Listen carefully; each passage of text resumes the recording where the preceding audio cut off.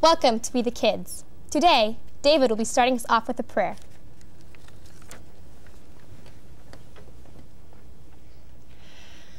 Dear Heavenly Father, thank you for this time that we have. Please come and be with us here right now. Lord, please bless this time that we have. In Jesus' name, amen. Before we begin, Brendan will be leading us in the Pledge of Allegiance.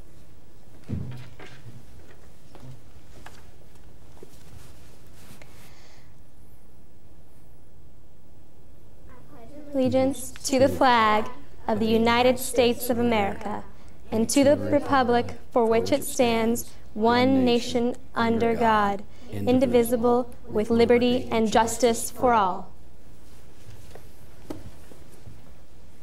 We the Kids would like to introduce Mr. Travis Childs, Director of Education from the History Museum of South Bend.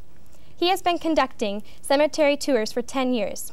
He has researched many notable people buried at the City Cemetery of South Bend, Indiana. We have selected a few of those people buried at the cemetery for who we will be discussing today. Mr. Childs, will you please say a few words before we begin? Thanks for having me here. I enjoy South Bend history, St. Joseph County history. I was not born here. I was actually born in Indianapolis. So we didn't know there was anything up here north of Kokomo. So it's great to be with you guys. I hope we can learn something today. There's a lot more people, famous people, semi-famous people, rich people, poor people, buried at City Cemetery. We'd be here all night. So we're just going to go over the highlights of those. Thanks for having me. Thank you, Mr. Childs. Our first question will be asked by Angela.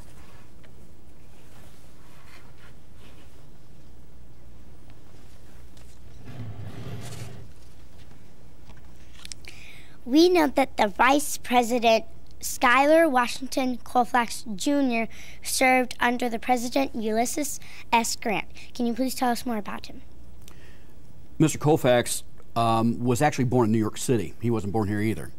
But in 1836, Mr. Colfax and his family actually moved to New Carlisle, Indiana, which is not far from here. By age 19, though, Mr. Colfax had moved back into South Bend. And actually, at the age of 19, he was the editor of one of the two newspapers that was in South Bend at the time. It was called the St. Joseph Valley Register. He played a lot of role in a lot of politics, local politics, then state politics. He was elected to Congress in 1852. And then 10 years later, in 1862, right at the beginning start of the American Civil War, he was elected Speaker of the House of Representatives. He was instrumental in getting the 13th Amendment to the United States Constitution passed, which outlawed slavery in the United States at that time. The night that President Lincoln went to Ford's Theater, Mr. Colfax was the last person President Lincoln spoke to in his cabinet, what they call cabinet. Mr. Lincoln actually invited Mr. Colfax and his wife to come and join them at Ford's Theater, but Mr. Colfax had to go to California the next day and had to go to bed early. So he missed all of that. He was, after his term of service was up as Speaker of the House, he was elected Vice President under Ulysses S. Grant in 1868. He was not reelected in 1872 because there was a scandal going on in the Ulysses S. Grant administration, and he was not reelected. From that time, when he came back to South Bend from Washington, he embarked on a career as a lecturer, a guest lecturer, that he would go all around the country, basically lecturing on his relationship, his close friendship with President Lincoln. And he was in a place called Mankato, Minnesota, January 13th, 1885. It was 30 below zero. Wind was howling. He walked from the place that he was giving the lecture to the train station to catch the train back here to South Bend. And while he was waiting for the train to show up, he died of a massive heart attack there on the train platform. It took him 2 or 3 days to figure out who it was. And once they figured out who it was, his body was sent back here to South Bend. They had a huge funeral. in his house. They had a huge procession from his house, which was at Colfax Street and William, and they marched out to South Bend City Cemetery, where he was buried, and where there's several markers now. His first wife died without giving him any children. His second wife was named Ellen Wade. They had a child, and they named him Schuyler Colfax III. And he actually became a mayor of South Bend for a while. So that's Mr. Colfax. We don't have very many presidential figures buried here in the state, so it's unique to have a vice president especially buried here in South Bend. Hello, my name is Zach. There are two Revolutionary War patriots who are buried in the city cemetery of South Bend, Private Peter Roof and Private Isaac Ross. Please tell us about each one of these brave men who fought for our freedom.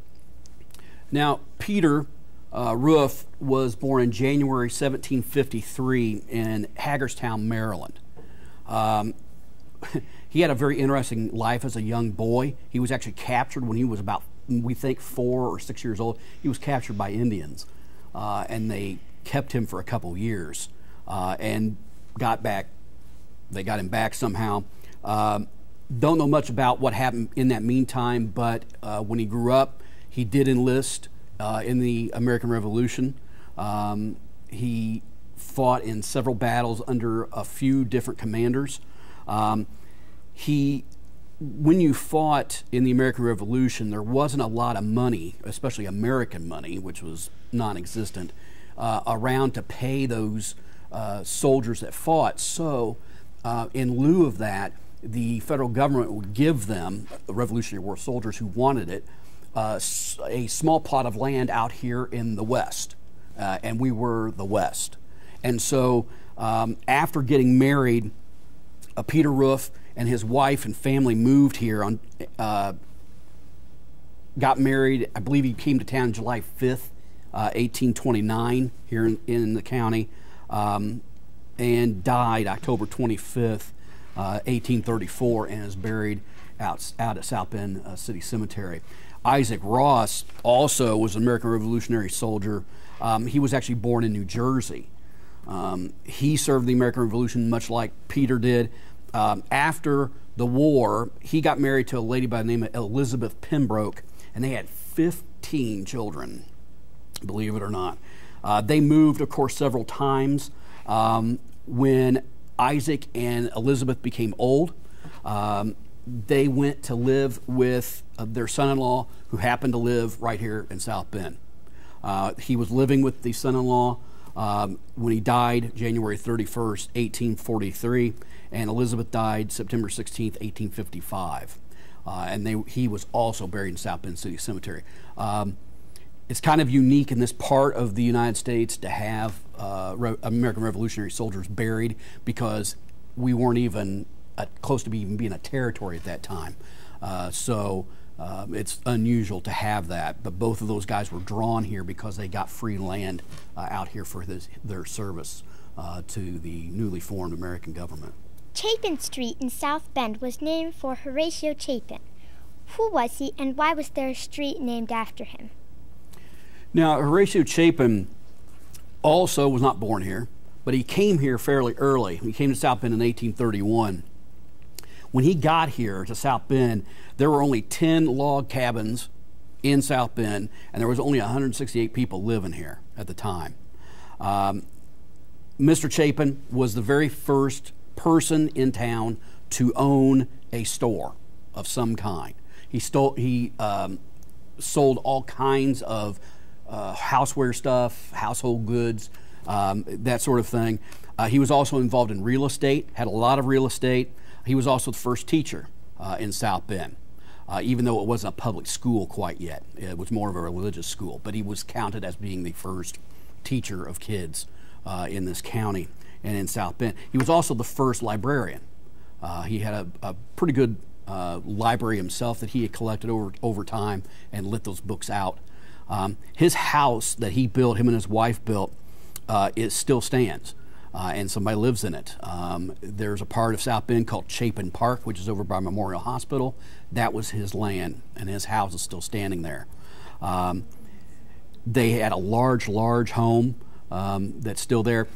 All of that land that is now developed into homes and residential neighborhoods was all of his orchards to grow apples and grapes, believe it or not. So when he died, he went out and was buried at South Bend City Cemetery. My name is Alex. Before South Bend was incorporated as a city, Lathrop Taylor and Alexis Coquillard platted the town of South Bend, and both of them donated land for the city cemetery. Can you tell us more about Colonel Lathrop Taylor? Mr. Taylor came here to South Bend coming from New York State. He got here in 1827. As a lot of early settlers to this area, he came here because he was a fur trapper and fur trader, and there was a lot of animals and fur-bearing critters living throughout this area, and that was his career. He trapped, skinned, preserved, and traded and sold in animal pelts, which were used for clothing and all kinds of things. But later on, him and Mr. Coquillard, who was also here at the same time, also a fur trapper and trader, worked cooperatively to buy up land in what they would hope was going to become a decent-sized city. And so the places and things that are what we classify as downtown South Bend was their land. They eventually sold those off in little blocks. Buildings started popping up, houses started popping up, banks started popping up, and he saw, along with Mr. Coquillard, South Bend go from a very, very small village of 10 log homes to a pretty decent-sized city. When South Bend became South Bend, an actual incorporated city, Mr. Taylor was the first postmaster. He was in charge of the post office. The post office was a box about the size of an entertainment center, and he kept it at his house in his front parlor, his front room. If you got mail, if you lived in the downtown South Bend area and you were eligible to get mail, you had to go to his house to get your mail. He did not deliver. So he was actually credited with being the first postmaster. He also has two streets in South Bend named after him. There's Lathrop Street and Minor Street. Minor was his middle name. Well, Lathrop Minor Taylor. There's also a Taylor Street here in South Bend, but don't be confused. That was named after President Zachary Taylor. So Mr. Taylor lived a pretty good full life. He died August 29th, 1892, and was buried out in South Bend City Cemetery. My name is Corbin, and I'd like to ask you a question. John Comley Birdsell invented the Birdsell clover hauler. Please tell us about his life, and what is a clover hauler? All right, Mr. Birdsell, John Comley, he had a son, Joseph Benjamin, and so they called him JC and his son JB. So JC Birdsell actually lived in New York State. He had a farm. He planted a crop called clover. Clover was a crop that you could pick and feed to your animals. It was cheap.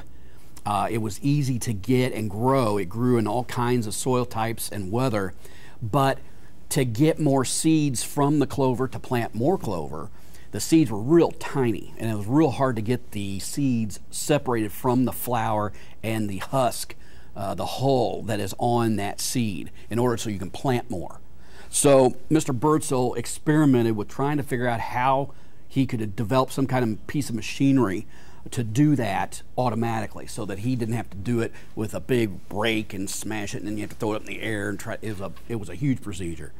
So he invented in 1864, or a little bit before, a big giant machine that he called the Birdsell clover hauler.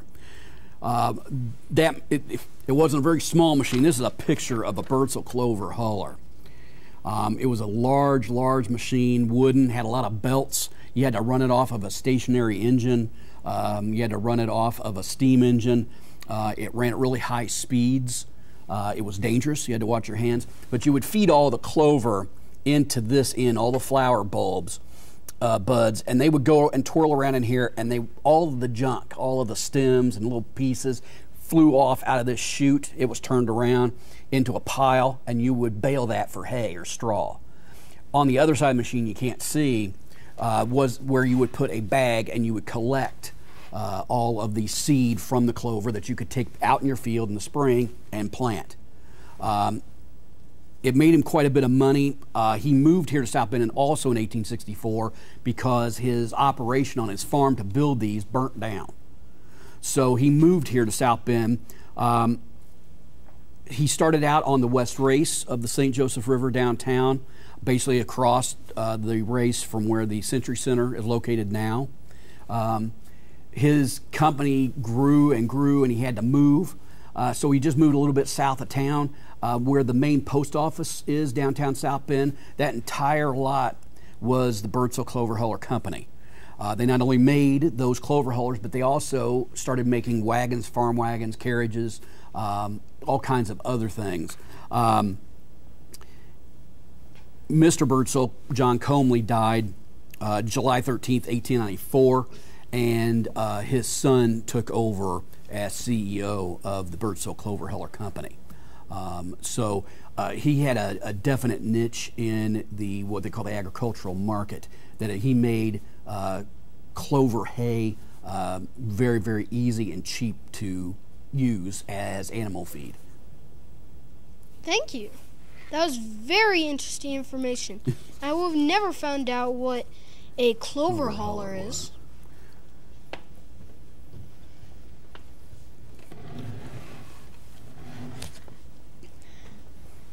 My name is David Brandt. Pharaoh Powell was a free black man who obtained his freedom while living in North Carolina before coming to Indiana.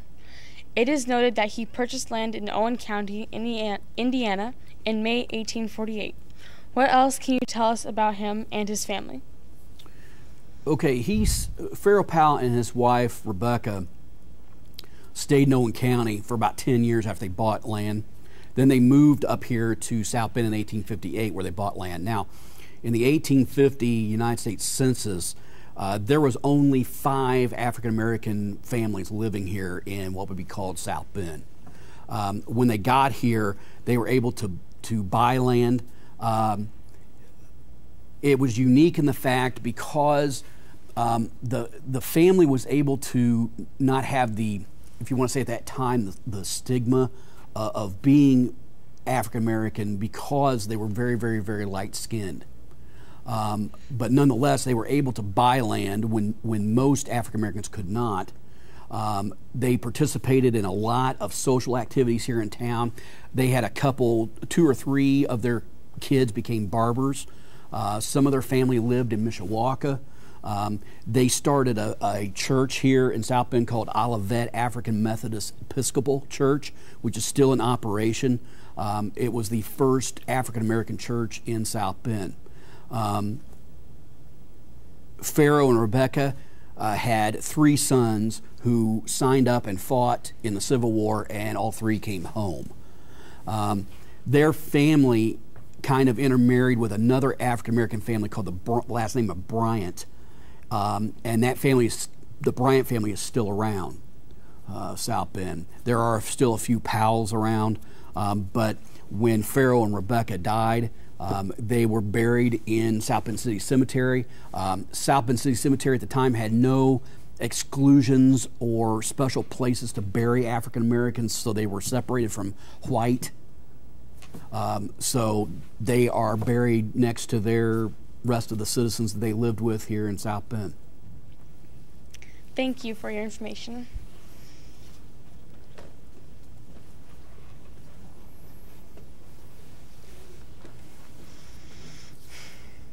Patrolman Howard Wagner was shot and killed by members of the John Dillinger gang after they robbed the Merchants Bank in downtown South Bend on June 30th, 1934. Please tell us more about Howard Wagner before he was shot and killed in the line of duty. Mr. Wagner grew up here, went to school here, graduated, had a few odd jobs as a young man, but in 1929 he got on the South Bend Police Department. and he was just an average patrolman. He did a lot of, sometimes they call it street duty. He did a lot of directing traffic because the traffic lights situation in town wasn't that great. So a lot of times they'd have cops direct traffic. And that's what Mr. Wagner, Patrolman Wagner, was doing the day that a 1930s tan Hudson car pulled up in front of the Merchants Bank on Michigan Street, just north of Wayne. The bank was next door to where the Dainty Maid Bakery is today. Few guys got out. One guy went into the bank. Everything seemed to be going okay.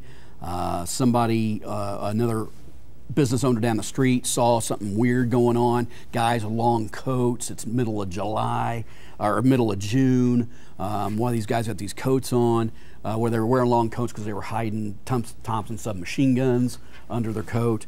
A store owner grabbed a sawed-off shotgun out from underneath the counter at his store and went out to confront him, and a gun battle ensued right across from the State Theater. Back and forth, back and forth. Well, Patrolman Howard Wagner was on the corner of Main and Wayne directing traffic, and he heard all the gunshots and everything, and so he ran down to see what was going on, come around the corner, and the lookout at the bank told him to stop. He did not stop, and the lookout at the bank shot him right almost square dead in the chest with a Thompson submachine gun and killed him right there on the sidewalk. It wasn't learned till a little bit later, not long, but a little bit later, that John Dillinger had just paid a visit to South Bend's Merchants Bank and withdrew around $30,000, which was a huge amount of money back then. Dillinger made it out of town without getting shot up too bad. One of his gang members did get what would be a fatal shot from a shotgun right in the middle of the sternum, but Dillinger had started wearing bulletproof vests that he had stolen from county sheriff's office and jails that he had broke into. So he made it away. Howard Wagner was buried with full honors out at South Bend City Cemetery. When he died, he was only 29 years old, and he had only been a police officer 5 years. It didn't turn out well either for John Dillinger. He only had about 1 more month to live after he robbed the bank here. He robbed no other banks after South Bend. South Bend was his last bank robbery. Government agents got him July 22nd, 1934. My name is Anna.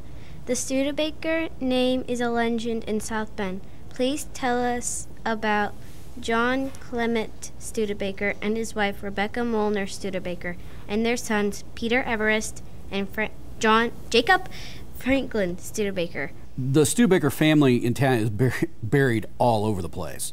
John and Rebecca had 5 sons and 5 daughters.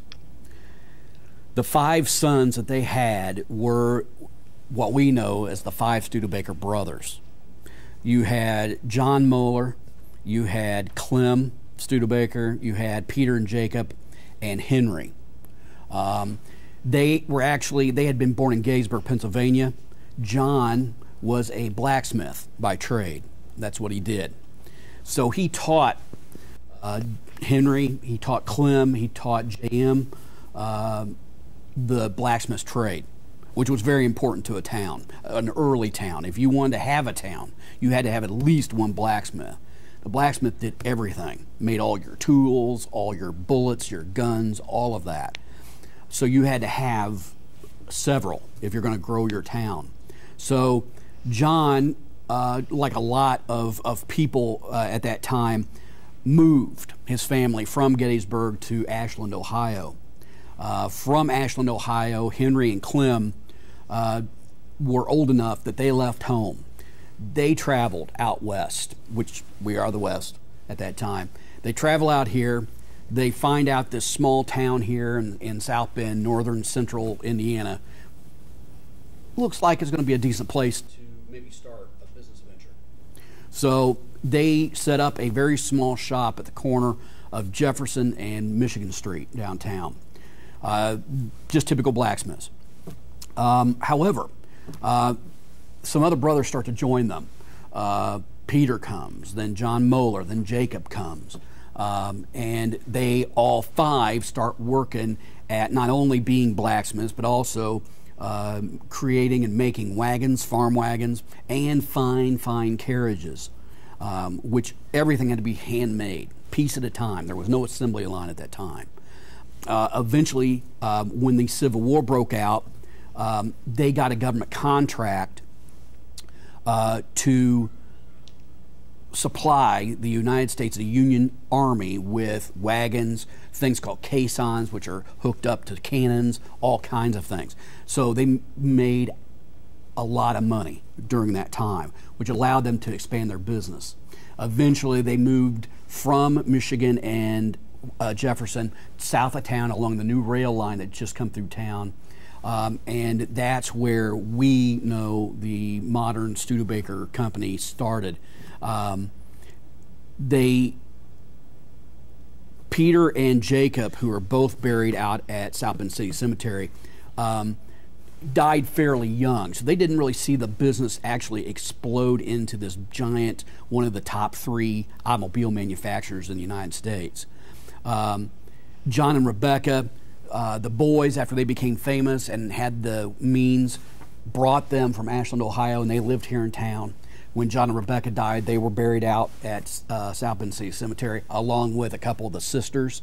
They had one sister that died fairly young. She's buried out there. And then Peter and Jacob were buried out at South Bend City Cemetery and are still there.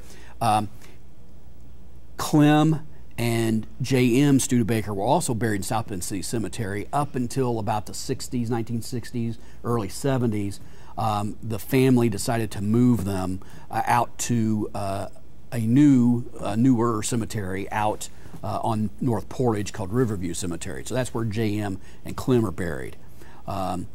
Henry left the company fairly early. He never stayed with the company past the Civil War. He was against war and went back to becoming a farmer. He's buried in Bowman Cemetery. So Peter, Jacob, Mom and Dad, John and Rebecca, all buried out South Bend City Cemetery. John Moeller was the last Studebaker boy alive, and he saw the company actually go from making wagons and carriages into electric automobiles and then gas automobiles that we know now. My name is Brendan. Another well-known street in South Bend is Eddy Street, named for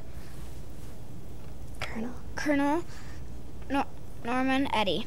We know he was in the Civil War Company S, 48th Indiana Infantry Regiment. Please tell us about his life and accomplishments.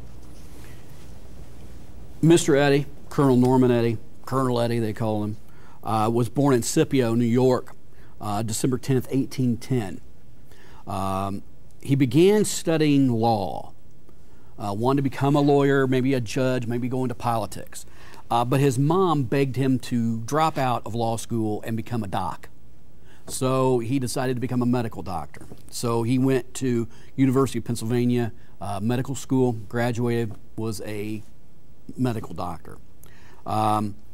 He moved to Mishawaka in 1839, eventually moving into South Bend a little bit later. He didn't really care for being a medical doctor, and so he decided to try law again. His mom was dead. Why'd she care? So he decided to start in his law degree again, got a law degree. Right around that time was when the Civil War broke out, and he was actually commissioned colonel of the 48th Indiana Volunteers to fight.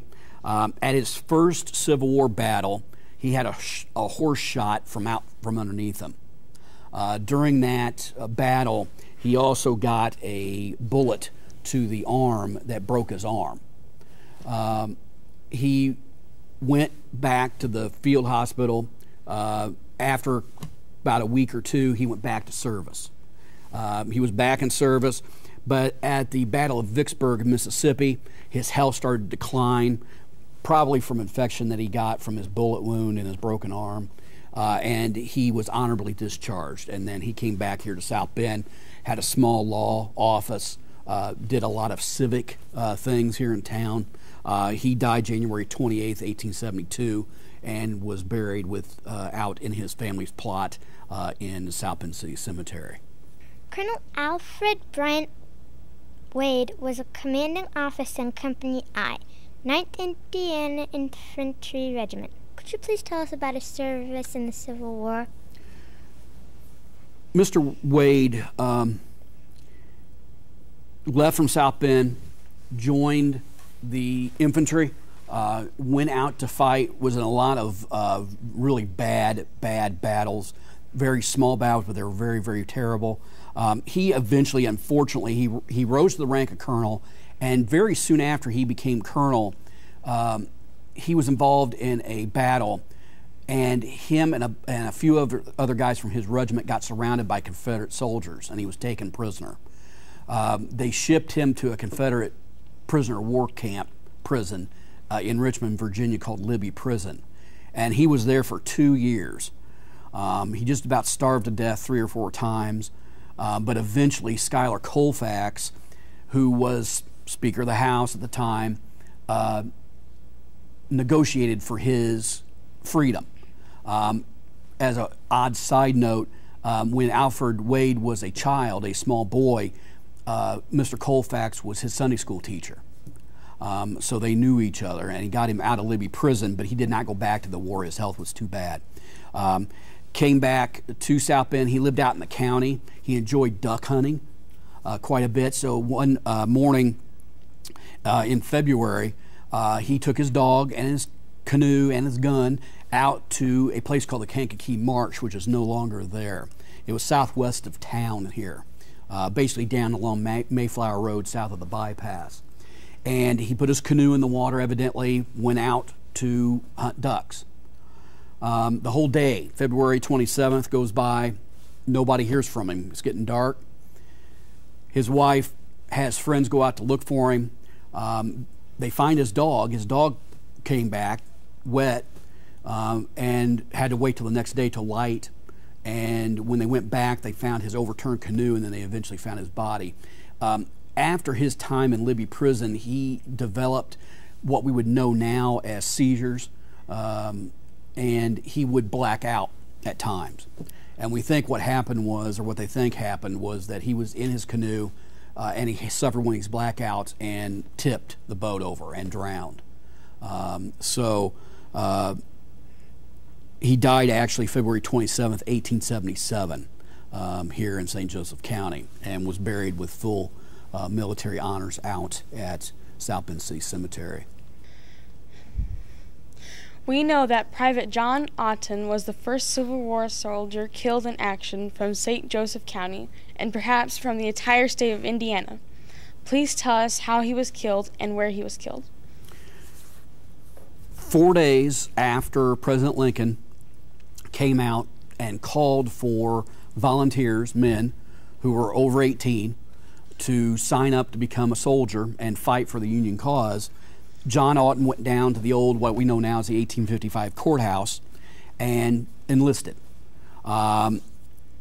He was attached, what they call attached, or he was put into Company I of the 9th Indiana, and it was the first regiment to leave Indiana for the war. On the afternoon of July 10th, 1861, John Otten volunteered for a scouting mission to try to see where the Confederates were and try to report back.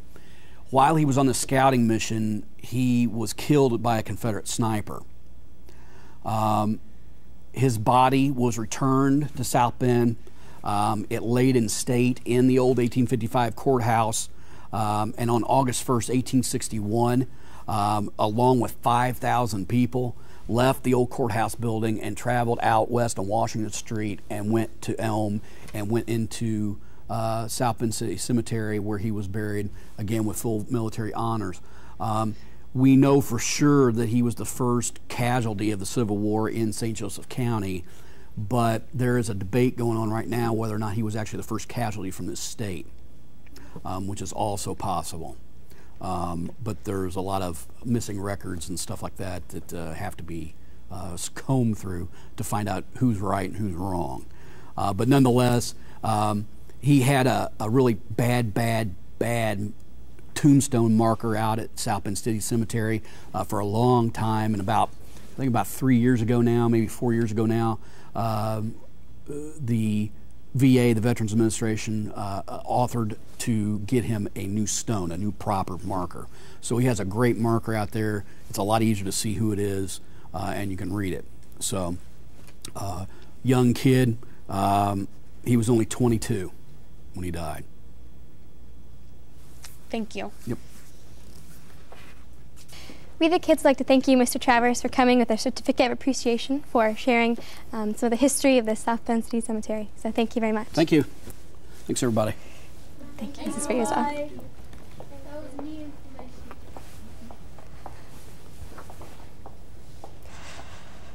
We the kids would like to thank you for watching today. There will be a living history tour at the City Cemetery of South Bend, Indiana on Saturday, May 9th from 2 to 4 p.m. If you are interested in participating in it, please contact We the Kids for more information. Thank you.